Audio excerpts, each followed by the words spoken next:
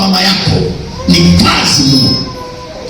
Yaani kuishinda historia ya kwenu ni kazi kubwa. Hujawahi kuona, hujawahi kuona, hujawahi kuona. Mama yako kuishinda historia ya baba yako na mama yako ni vita kubwa. Yaani kuvuka miaka aliyoishi babako, kuvuka miaka aliyoishi mamako ni kazi kubwa ambayo kama ufanyi juhudi ya maksudi, pale alipoishia ndipo utakapoishia. Nilijua hilo, lakini sikujua kwa undani zaidi mpaka Mungu aliponifunulia na kunionyesha namna ugumu ulivyo.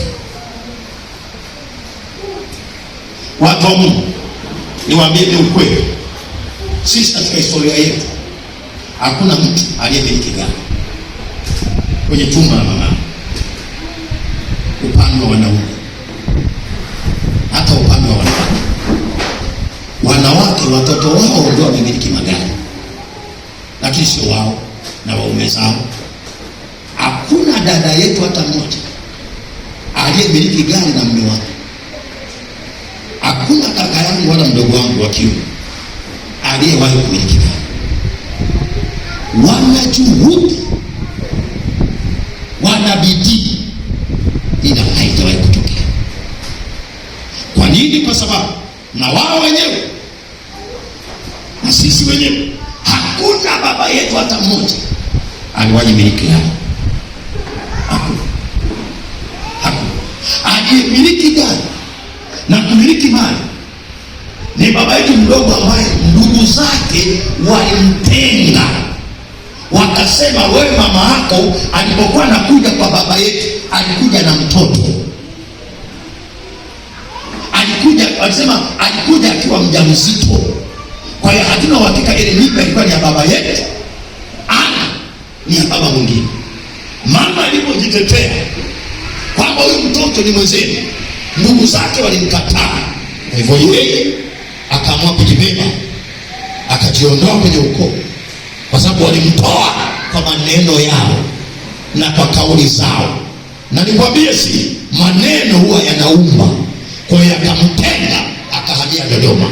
Leo yuko Dodoma sasa, ni bilionea, ana masheri nchi mzima.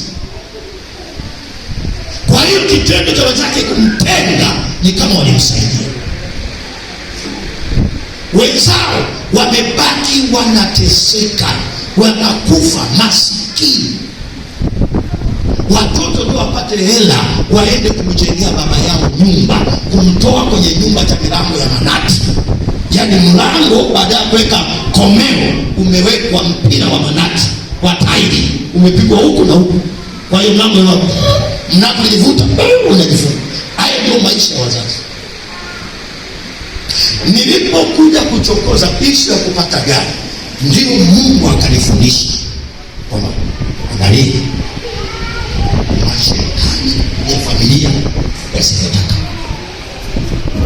nusu